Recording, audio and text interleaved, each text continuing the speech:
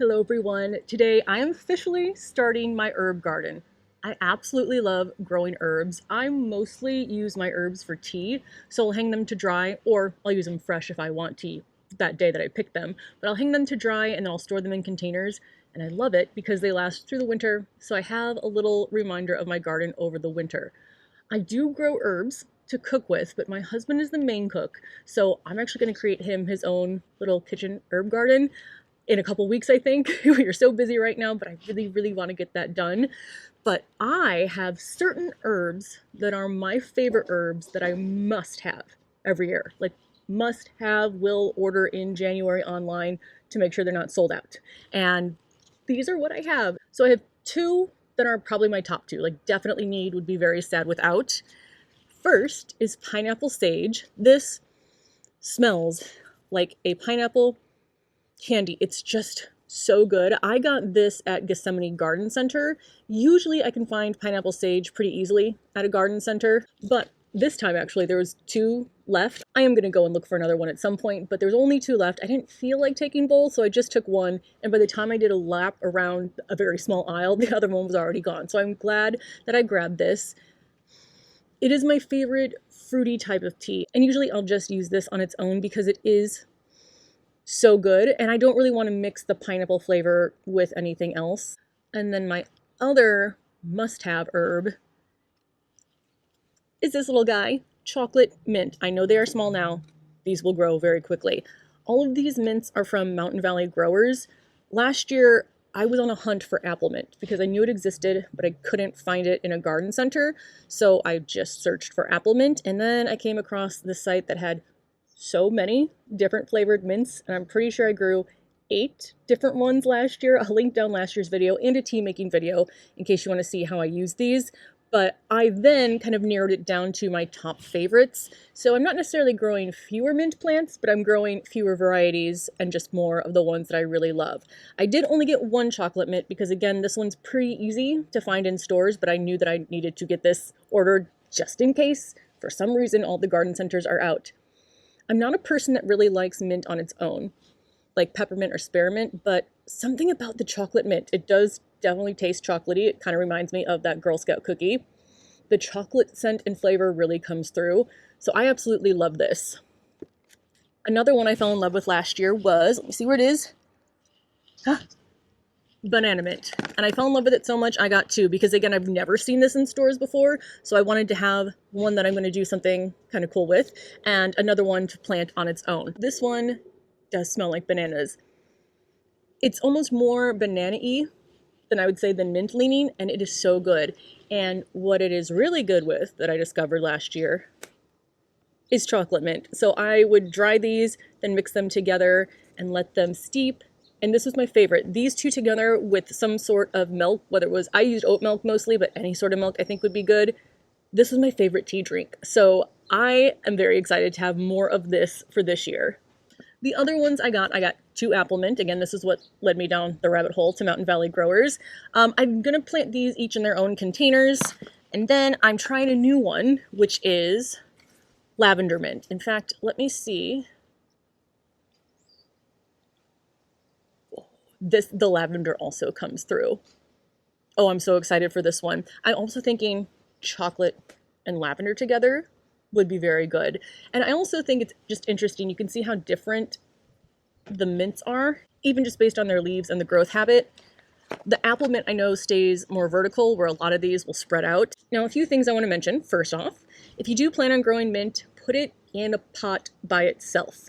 Mint grows very aggressively, so if you put it in a raised bed, you will have a whole raised bed of mint. I know people that have, I think it's chocolate mint yards, because somehow chocolate mint got in their yard and just took over. I've also heard that people who, maybe they'll plant it in a pot, but the drain hole is sitting on the actual soil, that the mint plant will just grow through the drainage hole and spread. So, having said that, definitely want to keep these separated from your other plants. Also, what I grow my herbs in mostly because I think it's pretty are these 8-inch terracotta pots. Mint could definitely use more room. I mean, they lived, and I actually have some that came back from last winter that I will show you, but they get so root bound when I try to take them out, oftentimes they just break the pot. So I wouldn't recommend going this small, but I'm going this small because I have limited space and they're going to get what they get. Now, some of my favorites I am going to plant in larger containers because I love them enough to give them some more room. Now, like I said, last year I grew 8 different flavored mints. I'm going to try to remember which ones I grew. I grew chocolate, apple, and banana. I have 3 that survived the winter, which were strawberry, pineapple, and lemon bergamot. I also grew basil mint, which tasted kind of citrusy to me, and orange mint. And I think that's all of them. I might be missing one, but I basically put all of the mint into the greenhouse on my back deck, which is just a plastic greenhouse, so it's not like it gives it so much insulation, but mint is cold hardy and very, very hard to kill, so I thought I would try it. And slowly, over time, some of my mint has come back. And even just a few days ago, I was getting ready to empty those pots, and the pineapple mint started growing again. So I am giving all of my pots a bit more time, but I will go ahead and grab the ones that survived and show you what they look like. This is the lemon bergamot. So this plant was here last year. I put it in the greenhouse. It was the first one to come back, and I think you can tell by how large it is. And it looks really healthy. I actually need to fertilize this. I don't think I've done anything except water it since it started to come back. So I'm gonna give these probably some nitrogen-focused fertilizer in the next couple days, but this one looks really good. Again, could it be in a larger pot? Yes. Is it going to be? No. I have strawberry mint that came back, and you can see how much smaller it is compared to the lemon bergamot. Yeah, this was another one where I think the strawberry kind of outweighs the mint. It does taste like those candy strawberries that existed, at least when I was a kid they existed. So I am glad that this one came back. And this was probably just in the last week. I think I saw this one pop back up. And then there's my pineapple mint. And I know you're gonna say, but that is dead, but it's not. This is the one that I was going to get rid of. And do you see those little spots of green? They are just starting to come out. Now, I did have to make sure they are the mint leaves because some of my other mint pots that I think might be dead had other plants growing in them. So I did make sure it was the actual mint coming back, but that's why I'm giving all of my other pots a bit more time. It's been cooler. Maybe they're just as confused with weather as I am. So for now, 3 came back from last year. I have 4 mints that I got from Mountain Valley Growers. The only one that I haven't grown before is the lavender. And I have my pineapple sage. So again, these are my favorite. I do get other herbs, but these are the ones that I need to make sure I have first. So I'll get these planted up. And I am going to plant a few in some larger containers this year. Now, like I said, most of my herbs I grow in 8-inch terracotta, but this one is 12 inches. This is going to be the largest container that I have for my herbs. So can you guess which herb I'm giving the largest container to? If you said chocolate mint, you're right. If you said banana mint, you're also right. Because I love the combination so much when I mix them together for tea, I'm going to grow them together. Because a lot of the times, if you grow certain flavored mints or herbs in general next to each other, the flavors themselves can mix and they might not taste like the pure chocolate mint. So I'm going to give that a try. That's also why I'm having a backup banana and a backup chocolate, one because I'll use them, and two, just in case somehow this tastes disgusting, but I can't imagine how it will taste disgusting. I'm also just intrigued to see if there is a taste difference at all. So in this 12-inch pot, we are going to take 1 banana mint, and we are going to put you right there. And then I'm going to grab the chocolate mint, and you are going to go right there. So I think I am probably most excited for this pot just to see what it does and what happens.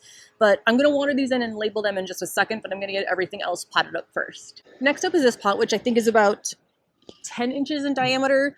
And I'm trying to remember, there were some really cheap terracotta pots at Home Depot for a little bit before I think they caught on that they were so cheap and raised the prices. And I think this is one of them. I also think the last one I potted up was one of them. But in this one is going to be my pineapple sage.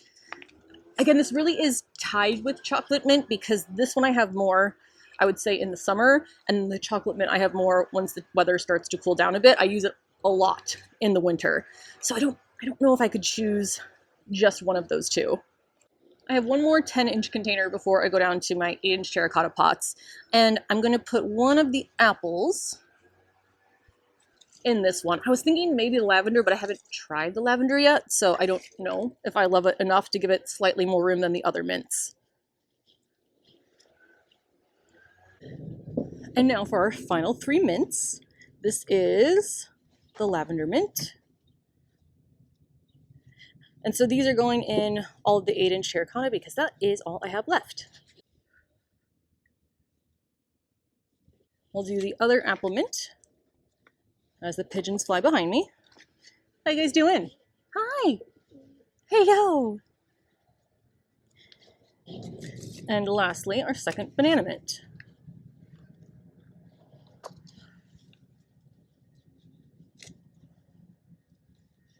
Now, the only other mint that I think I'm going to add is the second chocolate mint. So it is on my list to get from a garden center.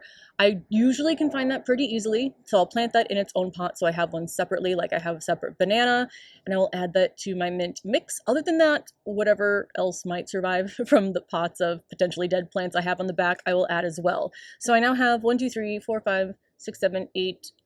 I will have 9 if I get another chocolate mint, pots of mint, which I think is the same number of pots I had last year. So I didn't really reduce the size at all. However, I will have maybe fewer herbs up here because, again, the cooking herbs that my husband uses, we're going to do that on the deck that's right by the kitchen. Now, I know up here for my tea, I'm also going to get lemon balm, which I can find pretty easily. And I think that might be it as far as like the tea making herbs that I use.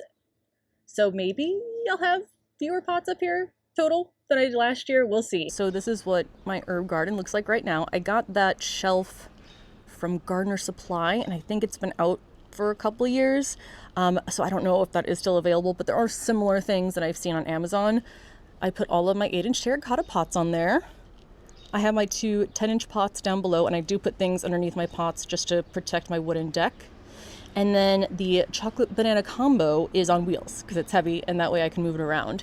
So I do have space for more herbs up here, and I do have irrigation that I need to get set up, but I do have irrigation in place to water all of these because these are definitely, based on size and material, one of the containers that dry out the fastest. So sometimes I might have to do these twice a day, especially because the mint gets so root bound, but I'm loving how this is coming together. So that is going to be everything for today. I'm kind of sad the pigeons didn't stay on the deck longer, but I will definitely be adding more herbs up here and then also creating the herb garden for my husband. And I'm just really excited to have a chocolate banana combo. We're going to see how it does. I love doing little experiments in the garden. So let me know if you have any questions. Let me know if you have any favorite tea herbs, because I might need to add those to my garden as well. And I will see you in the next video. Bye.